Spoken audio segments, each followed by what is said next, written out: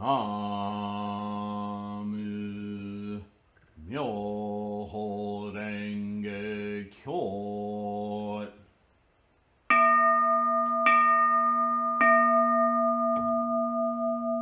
나무 묘호랭개교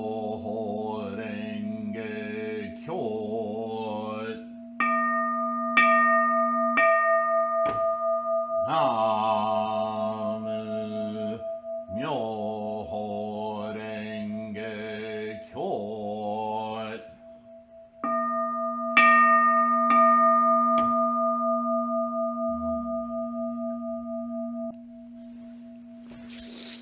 Hello, all my amazing friends. Thank you for being here. Thank you for liking and subscribing.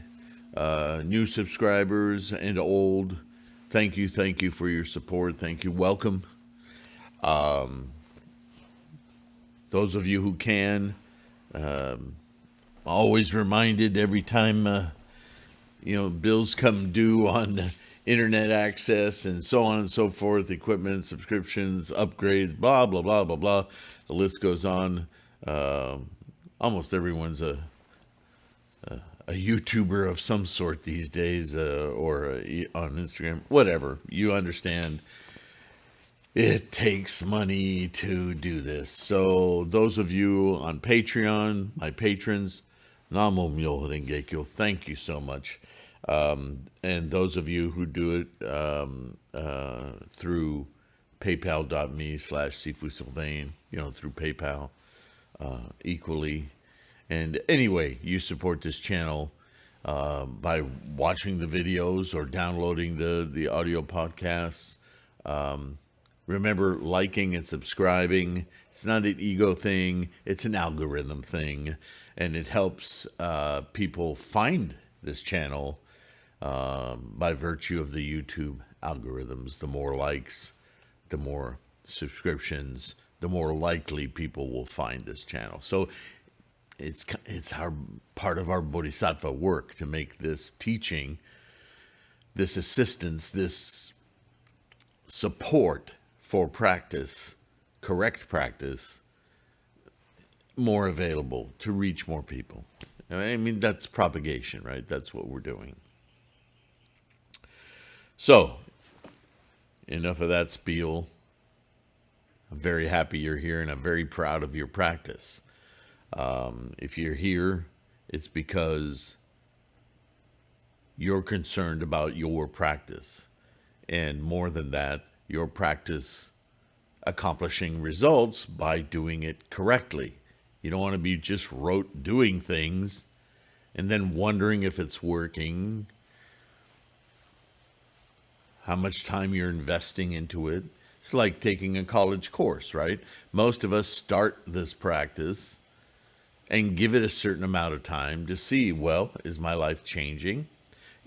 And kudos for that, because a lot of people don't even do that with practices in general. They just adopt and move on. They figure if they know the words or they can repeat something or belong to a group, then they're imbued somehow. Buddhism isn't magical like that. It isn't mystical. Buddhism is work in, work out, right? I say it over and over again. Just as the Lotus Sutra teaches, Shakyamuni made sure. It took him 50 years to teach it, but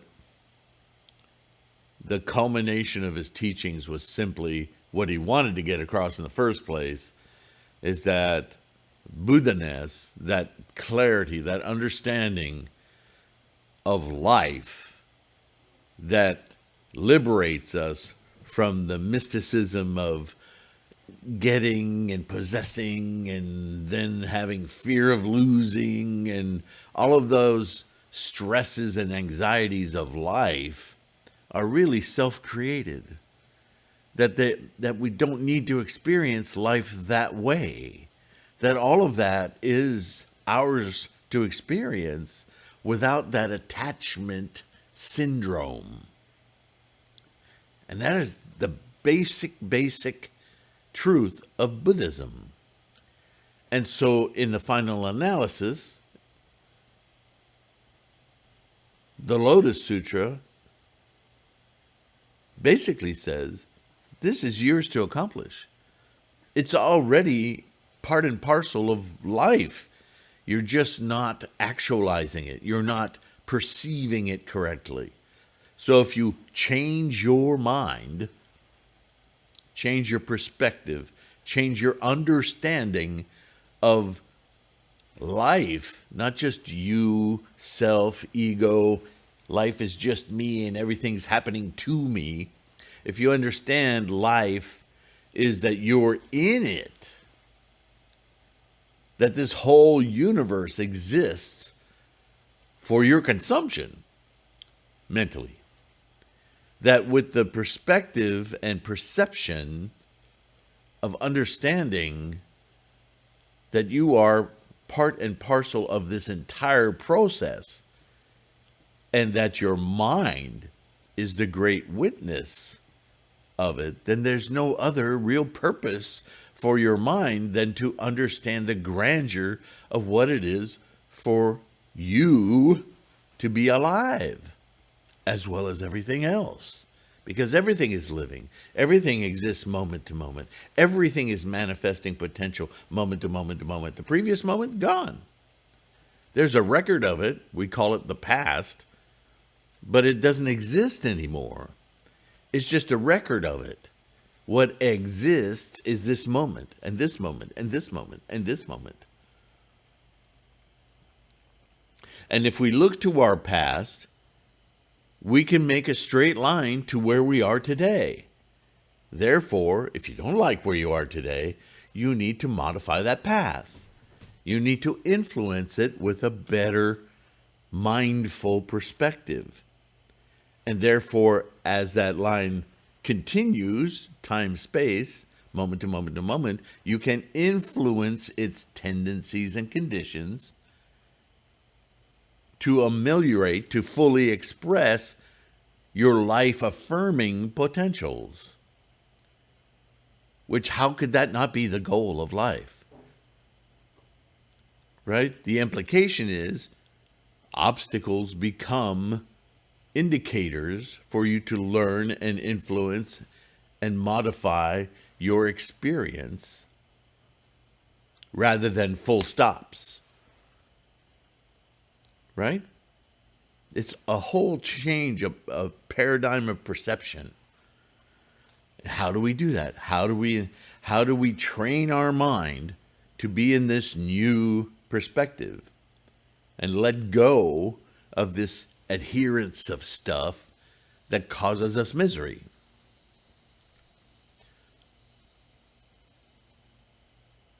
Simple. You invoke it. You walk through the channels and hallways of your mind, the same ones you've always had, but you open that one door that leads out of the building, and you see the blue sky, right? To use a fumbling analogy. Clarity, right? The cornfield analogy that I've used many times. Namo Myoho Renge Kyo. There it is. So, in having said that, we are now nearing the end of the opening of the eyes Gosho. And we may finish it today. And chapter 18 of his book on opening of the eyes, Nichiren titles it, or this translation titles it, Be Aware of the Original Vows of Buddhas. Buddhas. So, what is this saying in plain terms? Be mindful of what this life is about. The vows of the Buddhas isn't some mystical right? That's not Buddhism. The vows of the Buddhas is commitment. And the commitment, in this case, is the very nature, the foundational nature of this universe. This universe is a product, a construction of formation. That original energetic instantiation of potential exploding into a massive manifestation of potentials, because as soon as you start looking for potential, it multiplies super exponentially, right? More than exponential. It just explodes. Oh, gee, Sylvain, that sounds like the Big Bang. Well, whether you call it the Big Bang or the rapid expansion or, name it what you will, it is, in the final analysis, the explosion of manifestations of potential.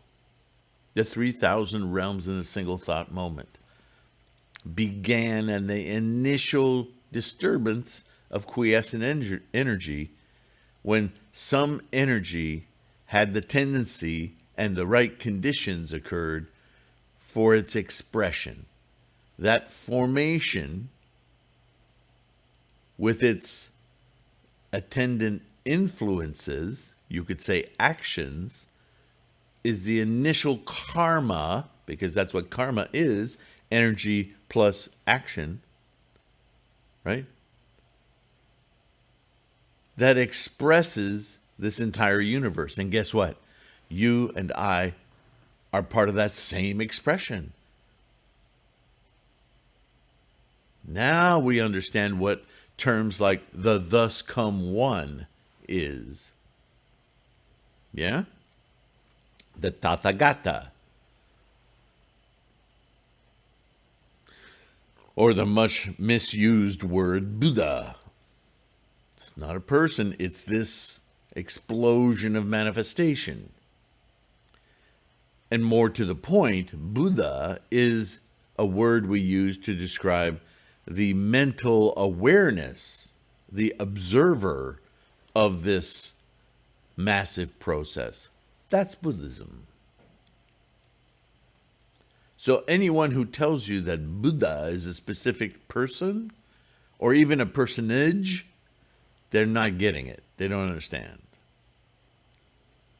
Furthermore, and this is drummed into us constantly in a million different ways, from Tendai to Nichiren and prior, but certainly our study patterns of the Lotus Sutra and the Lotus Sutra itself, is that this truth, this understanding of the process is a mental purveyor, a mental mind experience of a process that has always existed, because it is the process of the universe, life itself.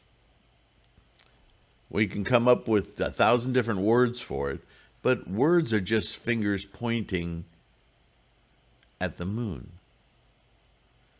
Perceive the moon, you no longer need a finger pointing.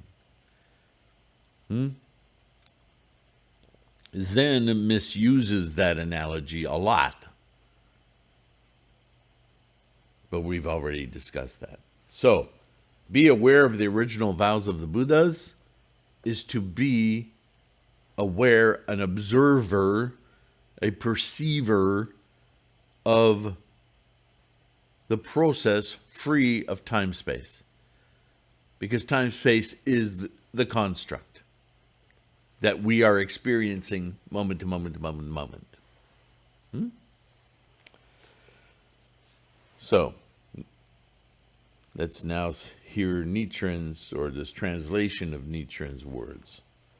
Why did Shakyamuni Buddha, the Buddha of many treasures, Taho Buddha, and many Buddhas in manifestation, coming from all over the universe, do you see how this discussion, Buddhas from all over the universe? The process of the universe, gathered together in the 11th chapter of the Lotus Sutra, beholding the stupa of treasures. Everything I just told you is in this sentence. Something in my eye other than my finger.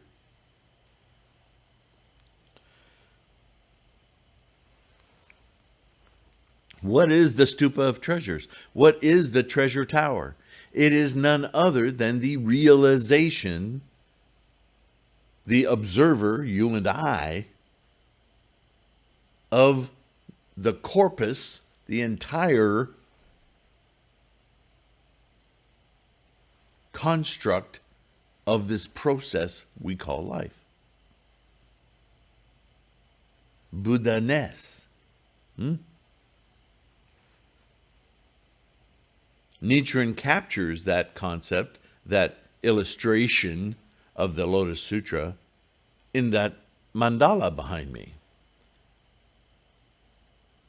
And he makes the allusion, not illusion, that the stupa of treasures is that realization. And that realization looks like, sounds like, is Namu, our personal instantiation of, realization of, Myoho Renge Kyo, the entire teachings, the culminating teachings, the point.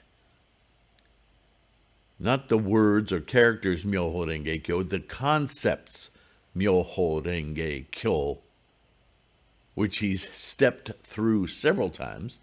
You can look them up on this channel, each character at once, or each character separately in the search on the homepage, and you'll have videos that'll come up explaining, many videos actually, explaining different aspects of this. But they're not magic words. They're not magic characters. They're conceptual experiences that we cleanse and clear our paradigm shift of Buddha-ness. And when Namu, we dedicate our conscious mind to that experience, we are calling forth, we are training our minds to that new perception, that Buddha-ness, Myoho Renge Kyo. The chapter states that it was to make sure that the Lotus Sutra would spread forever, that this teaching of this paradigm shift, which is personal, which each of us does on our own. Nobody hands it to us. Nobody says, here's Buddha-ness, have some. It's already there. It is the universe itself. You just need to awaken your mind. It's yours. Do it, don't do it. As we think of intention, remember Buddhism's about attitude and intent. It's about the mind.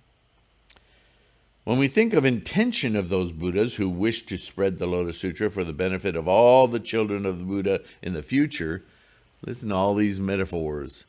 The children of the Buddha, the instantiation of the mind, sentient beings, humans,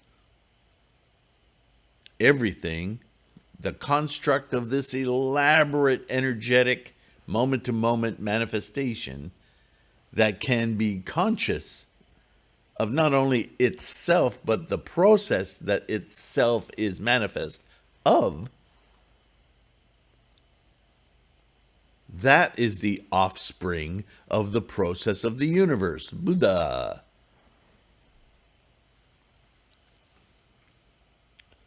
Their compassion seems greater than that of parents who see their only child faced with great suffering. Having no sympathy with those Buddhas, however, Honen tightly shut the gate to the Lotus Sutra so that no one in the latter age of degeneration could enter it. It is a pity that Honen made them cast away the Lotus Sutra. It was just like fooling an idiotic child into throwing away his treasure. Treasure's no mistaken word there, right? Because you know that's the stupa of treasures, the enlightenment itself. Why shouldn't we warn our parents if we know that someone is trying to kill them? Shouldn't we prevent an evil, drunken child from killing his parents?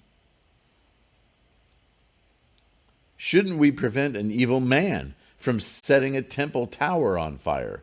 Should we leave our only child untreated when he's seriously ill? Those who do not discourage followers of Zen and Pure Land Buddhism in Japan are the same as those who would do nothing to prevent evil acts. They are what Chang'an referred to when he said, quote, those heartless people who keep friendly relationships with evildoers by overlooking their transgressions are their enemies. I, Nichiren, am like a compassionate parent of everyone in Japan, whereas everyone in the Tendai sect is their worst enemy because they're enforcing falsehoods. They're keeping you away from your treasure tower, from your awakening, and mystifying you and magicifying you.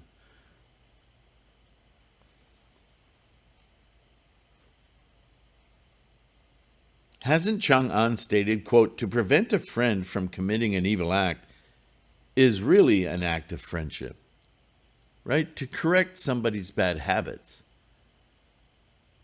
isn't an act of arrogance. It's not an act of superiority. It's a sublimely compassionate act to get somebody to realize their own fallacies so that they can ameliorate their lives. Isn't it? Have we forgotten that? Is it that terrible to correct somebody's bad habits?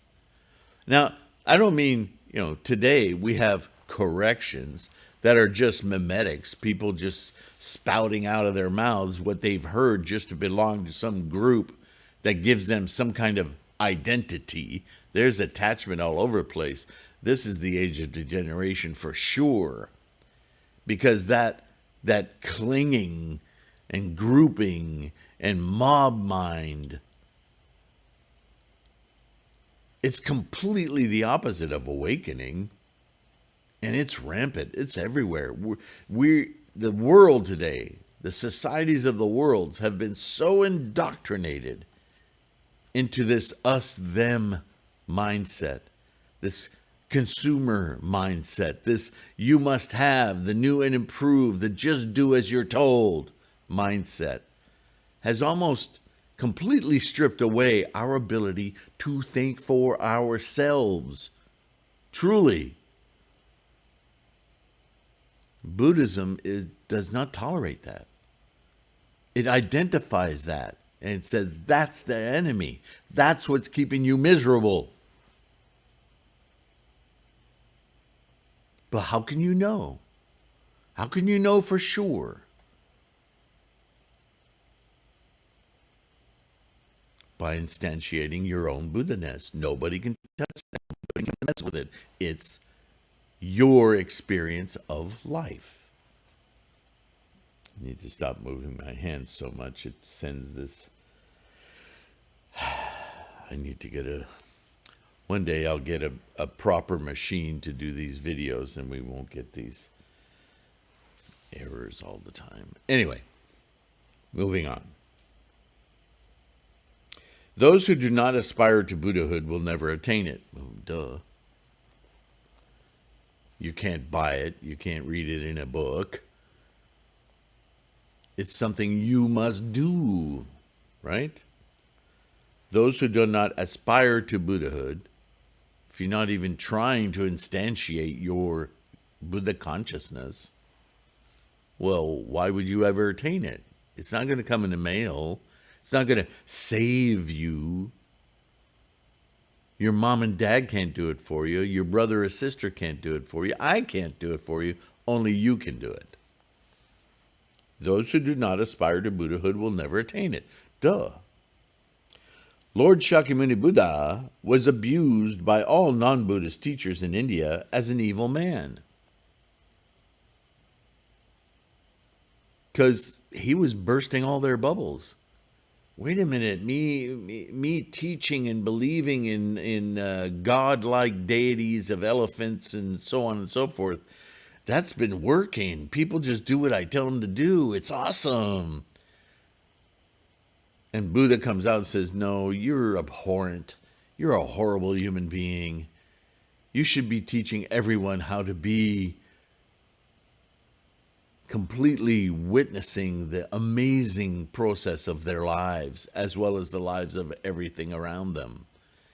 Life is absolutely not only abundant, but amazing at every turn. With that kind of appreciation, how can you not live your most glorious life? Instead, you put all kinds of mess in their heads so that they're looking over their shoulders all the time for retributions and errors. And you're not helping them become better humans. You're helping them being better slaves to what you want. That's religion. That's government based on religion. That's capitalism. That's the obfuscation of reality for personal gains. What? We don't want to hear that. Kill this idiot. He's going to screw up our whole game here. Yeah, Shakyamuni was not beloved by everyone. Those who caught on to what he was saying, they became his disciples, his students. But they were limited in their understanding. A lot of times it was just their conviction that they were doing something much more meaningful, much more true with their lives that kept them going. But they had a lot of cultural stigmas that Shakyamuni had to adopt what they knew in order to shift their mindset slowly, more and more over the years. Now do you understand this? Now do you understand this? That's the method with which Shakyamuni taught for over 40 years of his life, until finally, the last 8 years of his life, predominantly, I say predominantly because in the last few opportunities before he passed away, he spoke the words that were captured from that were the Nirvana Sutra, as he was entering Nirvana, right? But before that brief moment, it was all about Lotus Sutra. This is how you do it. This is how you do it. This is how I did it. Everybody should do it this way. Just keep Nirvana Sutra. Just keep doing what I've taught you.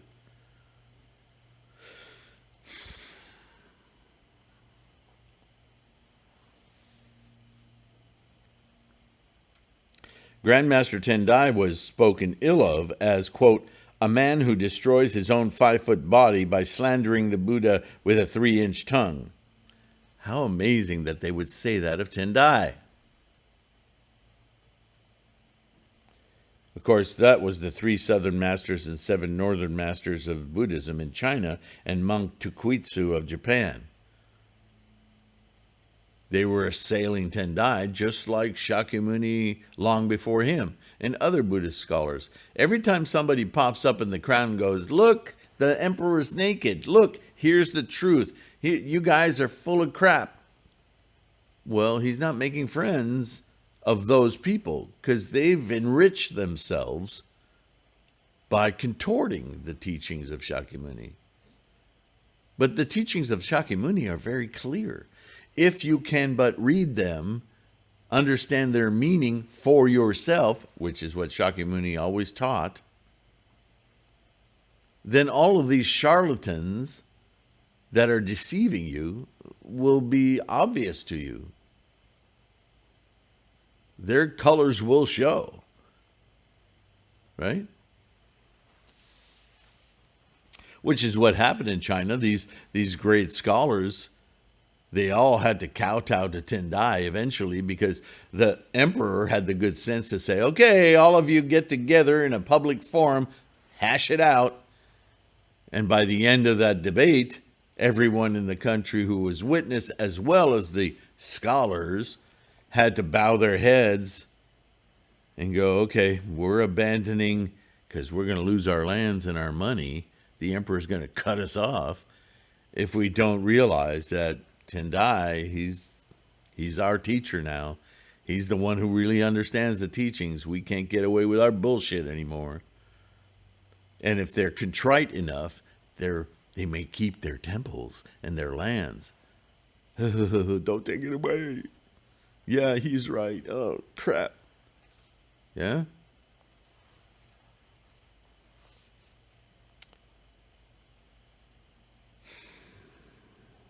Grandmaster Dengyo, now in Japan, 700 years later, was laughed at by scholar monks of Nara for not having seen the capital of Tang, China. Well, how do you know what you know? You haven't even been to China, dude. Right? But he had been. Maybe not Tang, but he had been to China, right? However, these masters had nothing to be ashamed of because they were abused just for the sake of the Lotus Sutra. Praise by the ignorant should be regarded as most dishonorable. Which would you rather have? The conferring of an award of merit from somebody you respect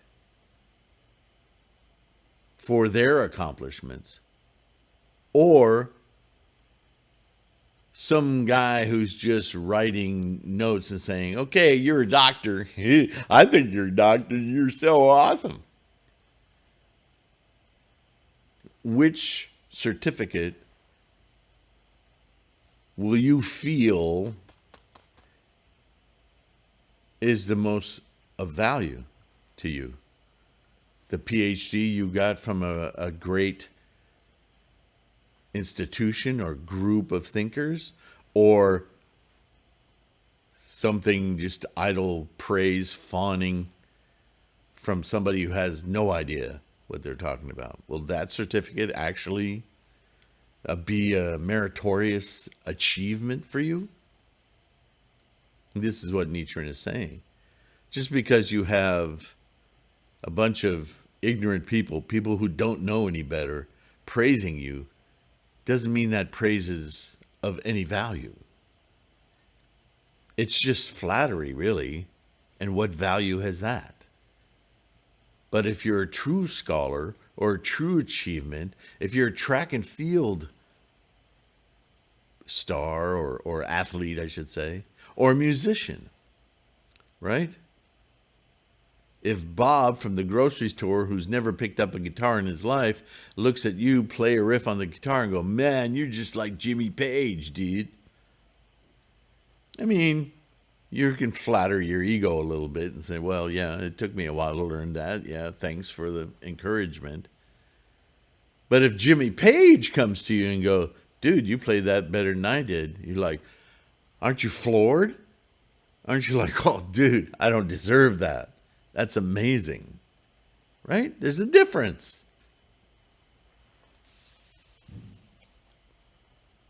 Praise by the ignorant should be regarded as most dishonorable. It should embarrass you. Perhaps Tendai and Shingon monks would be happy to see me, Nichiren, disgraced by the Kamakura shogunate, though it is pitiful and strange of them.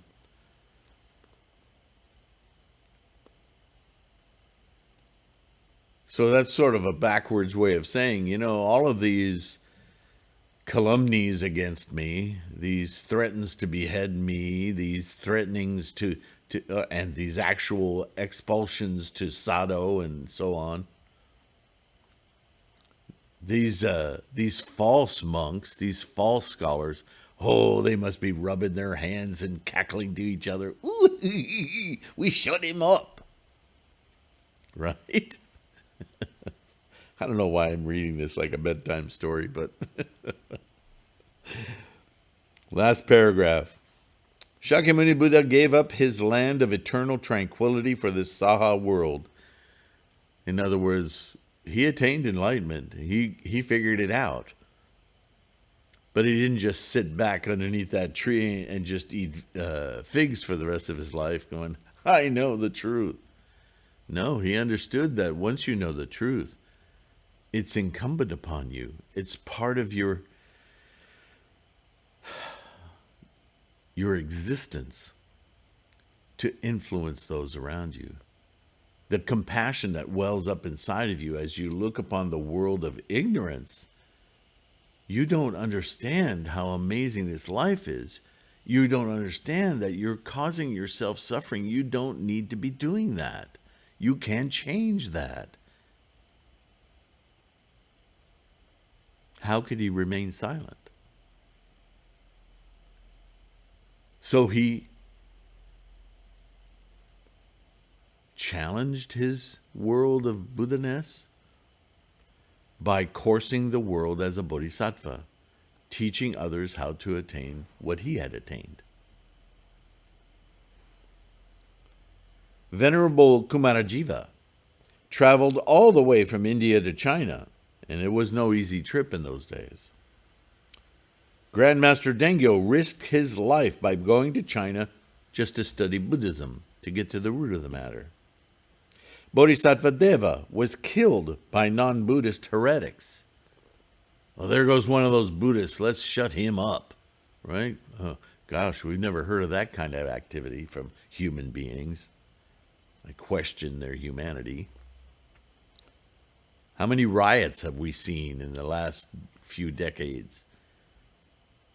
I grew up in the 70s. I saw what happened in the 60s. I was alive. I just was very young. I mean, this is human behavior all the way to nuclear war. Hiroshima, to the riots in LA, to all over the world. Some of the vile crap that's going on in Yemen today. All over the world, really. Venerable Shima was beheaded by the king. Bodhisattva Medicine King burned his elbows to offer it as a light of gratitude for preaching the Lotus Sutra in the past. Right? That's an expedient means. That's a story. But the example is nonetheless very palpable. Prince Shitoku peeled off the skin of his finger to write in blood the title of the Brahmanet Sutra, which he copied. Right? Copy, recite. It's part of our Buddhist invocation of our Buddha-ness in our minds.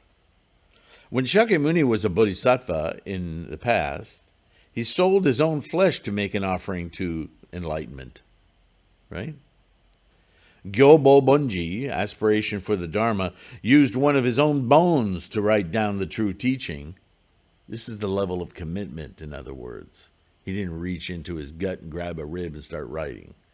It's just an exemplar story of the depth of dedication, the conviction, the state of mind we need to adopt. Because all our karma is different. All our tendencies and conditions are different. You may have moments of supreme enlightenment that make you giddy for days.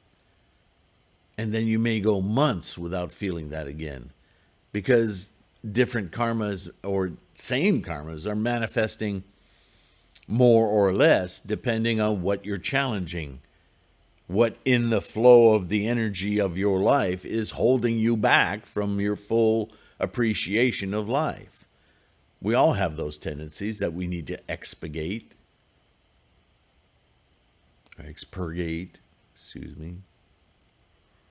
It takes effort. Just like anything else.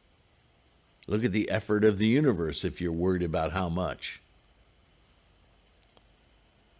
These are examples of those who spread Buddhism, quote, in the way best suited to the situation, which is what I've been trying to explain.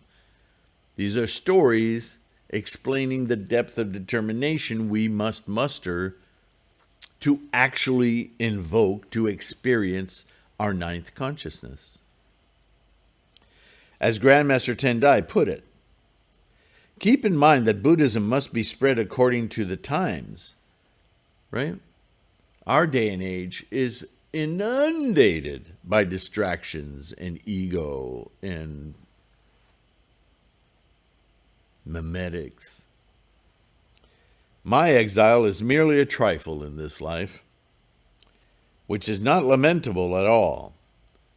So Nichiren looks at the attempts to behead him, his being marched out to a little shack to die out on Sado Island or Ito, all of the actions against him, quote unquote, he's just a human. He's just a fisherman's son. What's important is his votary of the Lotus Sutra.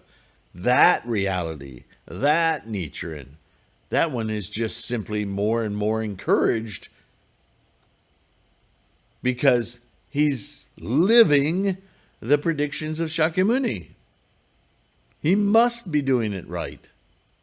How encouraging is that? All that other stuff is whatever. Yeah, it's a hassle, but it ain't life. It isn't representative of what I truly am. That's just my human samsaric baggage I'm dragging around, right? My exile is merely a trifle in this present life, which is not lamentable at all, he says. Instead, I feel a great joy, as I am sure I will be rewarded with great happiness. My enlightenment. That's everything. My enlightenment, my understanding of this entire life process as it instantiates not only myself, but the amazing manifestations of all of you. And the trees and the moon and it's so far beyond the trifles of insults. What are you insulting? Not my Buddhahood, right? Am I going to take offense because you say I look funny and I don't even know what I'm talking about? Because that's all coming from ignorance, stupidity, foolishness, ego. Even if it threatens my life itself, I'm confident that my life isn't touched by those threats.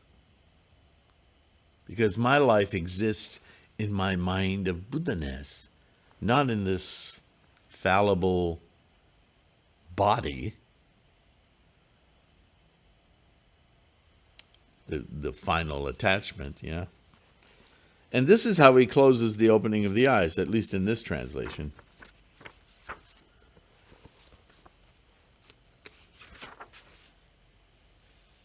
Yeah.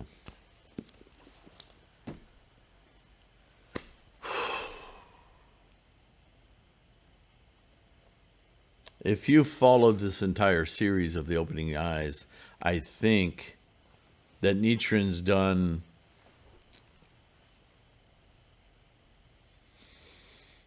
a really good exposition of his understanding of Shakyamuni's teachings, the current situation in Japan at the time, which is not that dissimilar from what we're experiencing in modern day, anywhere in the world.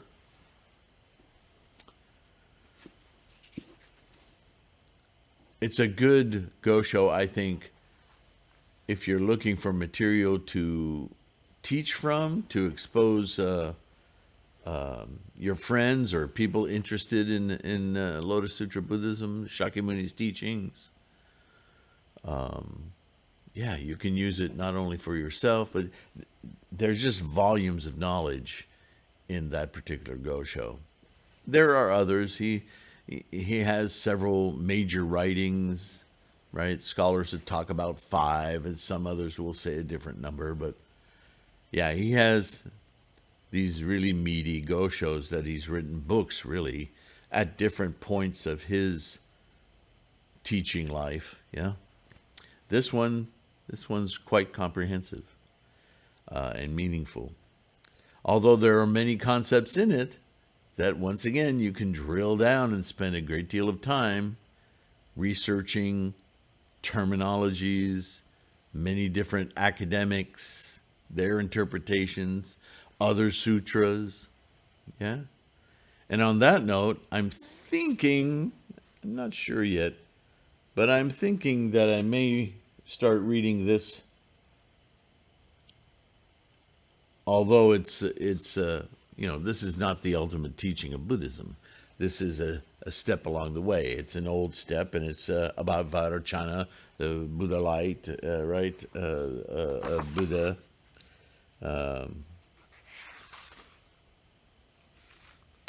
It's from the Tripitaka. This is an earlier teaching, but there may be a lot of value with our Lotus Sutra practice to looking at these older teachings and seeing where they can be foundations of understanding of the Lotus Sutra. I'm torn because I've noticed that a lot of subscribers to this channel follow day to day, and I know I put out a reasonable amount of content, yeah.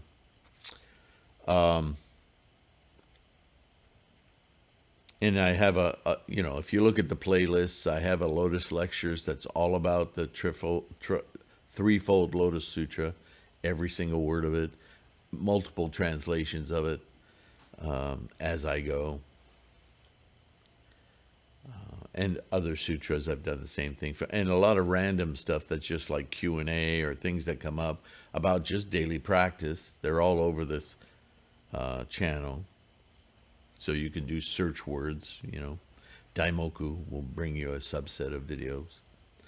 But I noticed that whenever I delve into another scholar, be it Nagarjuna or Vasubandhu or another concept from earlier sutras, there are those subscribers who are very enamored of those sutras as though they're finding the answers there, and I'm not in your minds, so I'm not sure what you're doing with that.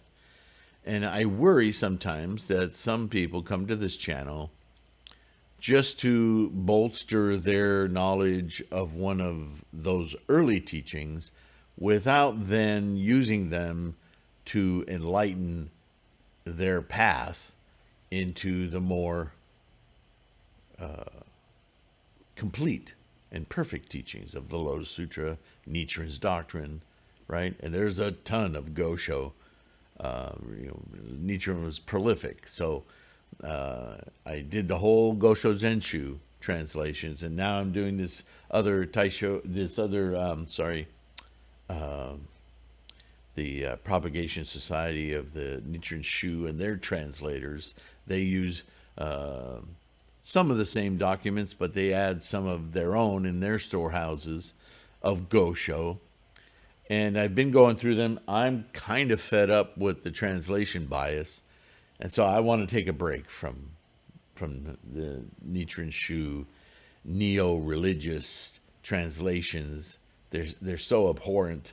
I'm quite frankly, I'm tired of trying to read through their rhetoric to get to the truth of what Nichiren was saying. Yes. And I don't want to repeatedly show my disgust for that, because then the channel becomes kind of a drudgery of those, why are we doing it? So I don't want to do that. I want this channel to be inspiring, yeah, to encourage your practice.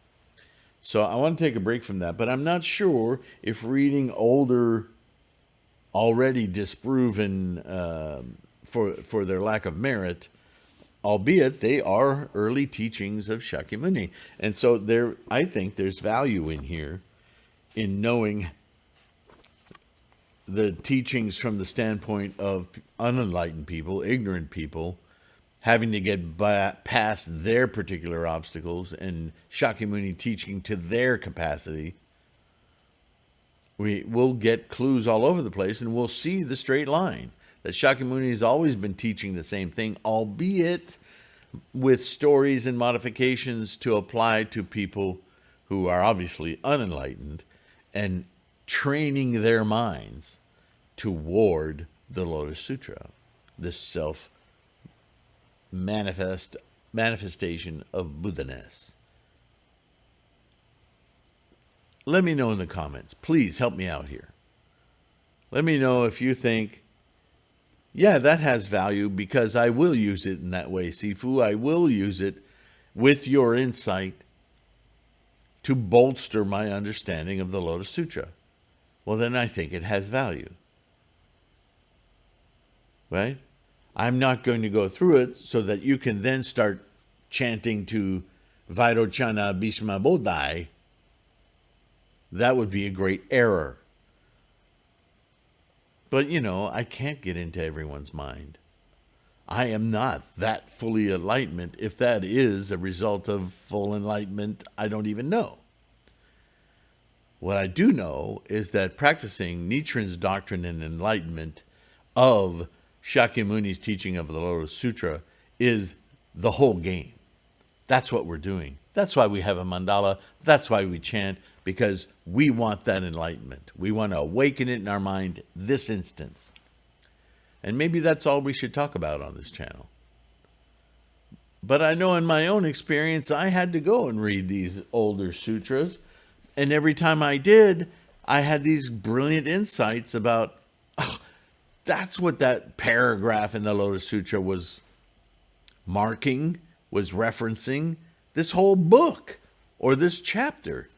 There it is. Albeit said in a different form for a different audience.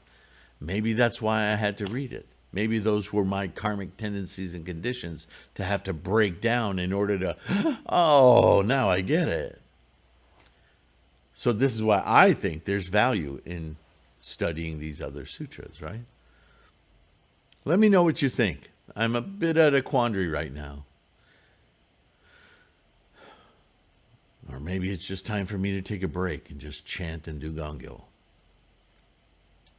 I'm asking for your help because my whole purpose in the website, in the bookstore, in the mandala store, in this channel is to encourage your practice.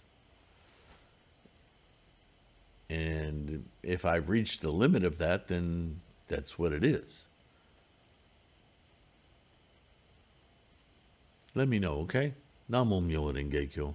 Have a spectacular day, week, month, life. Right? Please be mindful of your health. You can't practice if you're not healthy. Or you can, but it's seriously impaired, isn't it? Be kind to yourself. Let me know your thoughts. And I will await your responses eagerly. And I'm sure I'll think of something to talk about. I'm not the silent type. All right, then. I'll see you in the next one. Bye for now.